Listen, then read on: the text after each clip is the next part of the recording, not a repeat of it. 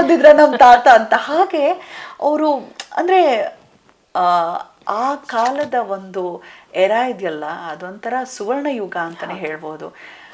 ಭಾವಶುದ್ಧಿ ಇತ್ತು, ಭಕ್ತಿ ಶುದ್ಧಿ ಇತ್ತು, ಆಚಾರ ವಿಚಾರಗಳ ಶುದ್ಧಿ ಇತ್ತು. ಹಣ ಕಮ್ಮಿ ಇದ್ರೂ ಕೂಡ ಗುಣಕ್ಕೆ ಕಮ್ಮಿ ಇರಲಿಲ್ಲ, ಖುಷಿ ಕಮ್ಮಿ ಇರಲಿಲ್ಲ. ಇರೋ ಅಷ್ಟರಲ್ಲೇ ಭಾಳಾನೇ ಖುಷಿಯಾಗಿರ್ತಿದ್ರು. ಎಷ್ಟು ಖುಷಿಯಾಗಿದ್ರು. ನಮಗೆ ನಾವು ಒಂದು ಕ್ವೆಶನ್ ಮಾರ್ಕ್ ಹಾಕ್ಕೊಳ್ಳೋಣ. ಒಂದು ಅಲಾರಾಮ್ ಮೊಳಗ್ತಾ ಇದೆ, ನಮಗೆ ಗೊತ್ತಾಗ್ತಾನೆ ಇಲ್ಲ. ನಮ್ಮ ಮಕ್ಕಳನ್ನ ನಾವು ಹೇಗೆ ಬೆಳೆಸ್ತಾ ಇದ್ದೀವಿ ಅಂತ ಹೇಳಿದ್ರೆ, ಸಿಕ್ಕಾಪಟ್ಟೆ ಅದು ಎಷ್ಟೇ ದುಡ್ಡು ತೊಗೊಂಬರ್ಲಿ ಮನೆಯಲ್ಲಿ, ಆದರೆ ನಮ್ಮ ಮಕ್ಕಳಿಗೆ ಒಂದು ರೀತಿಯ ಹೈ ಲೆವೆಲ್ ಲೈಫ್ ಕೊಡ್ತಾ ಇದ್ದೀವಿ ನಾವು.